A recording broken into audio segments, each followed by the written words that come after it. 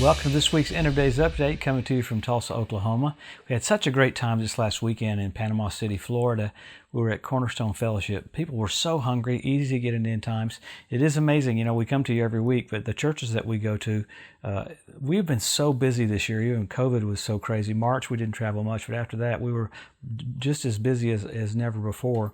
And man, the churches are so hungry for the coming of the Lord. It's so exciting to see people get it, catch the spirit of the mentality that the King's about to come back. So we're coming to you every week to look at the different things that point to the coming of the Lord, specifically the gathering of nations for the Ezekiel 38 war. We know the rapture is signless, but the second coming has tons of signs. And why do people email us and go, why do you say the Ezekiel 38 wars after the rapture? Well, it's God physically intervenes for Israel, and during the church age he does not, because God gave the church all authority. That's why the church has to be raptured.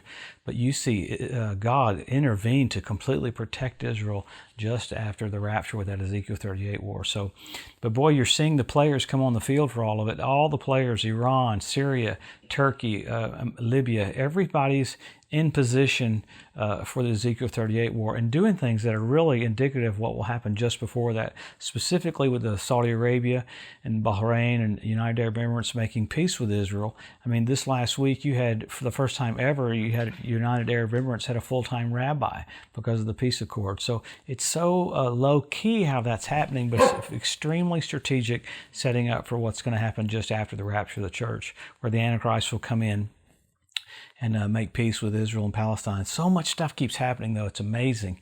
Remember, Jesus rebuked the crowd for not knowing what was going on. He said, hey, you can tell the weather, but you don't know your hour of visitation. So this is the most exciting time ever, when God's just about to come to the planet. So events keep happening all around Israel that point to we're about to see Jesus face to face. The protocol for that, how amazing. We sing about him, we honor him, we bless Jesus, we lift him up, but all of a sudden we're going to see him face to face. So let's pick up what's happened around Israel. Number one, you've got kind of an obscure politician getting ready to break away from the Likud, so it's going to cause more elections. Kind of intriguing to see that happen. They keep pushing for that, but it looks like elections are going to be sooner rather than later. And also, the big deal probably this last week is Iran. Iran, in the midst of everyone being concerned about their nuclear activity, because the International Atomic Energy Agency came out saying Iran is 12-fold ratcheted up their nuclear program. So in the midst of that happening, though, they've been increasing their precision missiles. Remember when we thought it was the Houthi the Houthi rebels that fired drones into Saudi Arabia that hit their oil refineries. It was not that. It was Iran with precision-guided missiles from Iran firing missiles into Saudi Arabia. It cut Saudi Arabia's oil production in half in one strike. That's what's getting ready to happen. You're going to see Israel not just take out their scientists like they did the other day. They're going to have to go after those precision missiles, because this last couple of years, Iran's been completely upgrading all their missiles to be precision guided. That was the report today, is what is Israel going to do about that? So that's intriguing. You should have heard what Iran's leader said today. They called Israel the rabid Zionists that are not human. So, boy, you got Lucifer pushing people in Iran to annihilate Israel. It's kind of psychotic. At least in the old days, people didn't come right out publicly and say what they wanted to do, but Iran consistently is doing that. You had Turkey form an agreement, or trying to form an agreement with Israel over resources from the Mediterranean Sea, and they're looking like they want to push Cyprus out and push Greece out. But this is Turkey doing another one of its thought patterns that we'll see just before the coming of the Lord. So you have Russia saying it's not Iran's, not the problem for the last days. It's Israel and the Palestinian problem. So I love the stuff that came out again this last week about the Temple Mount, how as soon as Biden gets into office, they're going to go back, going to push for the borders from the Six-Day War. They're not going to do that right now. Israel's pushing into Judea and Samaria, getting ready to bring more people in there. So a lot's going to come to head with what's getting ready to come on the table. The exciting thing is, though, you see the verbiage of what we're going to see just after the rapture of the church. You had Turkey once again say, this is the crazy part, Jerusalem doesn't belong to Israel, it belongs to Turkey. So not so. Many things happening globally as far as weather. You had a massive tornado right by Saudi Arabia, formed this dust cloud that was humongous. You had China show off its new nuclear kind of like a reactor, 10 times the heat of the sun, which I think is absolutely insane.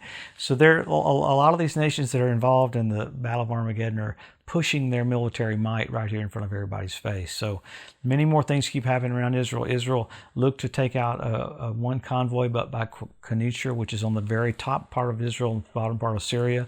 So Israel's going to continue to take those convoys out because they have to stop those precision-guided missiles getting into Lebanon. Much more is going on, but let's always go to the scripture with all the signs. Number one, Israel made a nation. Number two, Jerusalem went back. Jesus said the generation that sees those two events will not pass away till all is fulfilled. But after that, you've got the Hebrew language restored. You got the Ethiopian Jews brought back. You got the fertility of the land of Israel. You have the revival of the Roman Empire.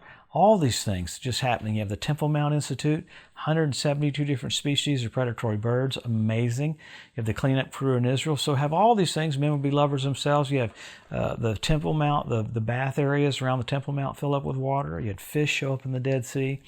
Pretty amazing to have foxes show up on the Temple Mount. That's Lamentations 5:18. So all these tangible physical signs point to the king's about to come back.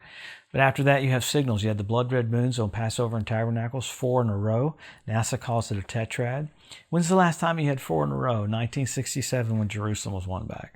1948 when Israel's made a nation, 1492 at the Edict of Expulsion when the Jews were kicked out of Spain. So you have that, then you have the Bethlehem Star. Now, really people are touting this week about, oh, it's the Bethlehem Star again. Actually, it's not. It's Jupiter and Saturn, but it does come together on December 21st, which is the first time in almost 1,000 years. But the Bethlehem Star this last year, it was the first time in 2,000 years, and it was the exact planets that happened at the birth of Jesus, Jupiter, Regulus, and Venus. Pretty remarkable that the heavens are preaching and touting the king's coming back. You have many more things like that happening that I don't have time to get into on September 23rd. England's telling me he wants me to get into them, but there's just too much information. But how privileged are we? How blessed are we? What do? Help your local church. Help your local pastor. Let's be engaged. This is it. Jesus is about to come back. He's getting us all this information. 1 in every 8 verses. Think about it. The first coming of the Lord. There's 8 times more verses about the second coming. Why does he want us to get all this info? He loves you. He wants you encouraged. He wants you strengthened. He wants you blessed because you're about to see him face to face. What an exciting time. Jesus coming back to the planet. Have a blessed, awesome Wednesday. We'll see you next week.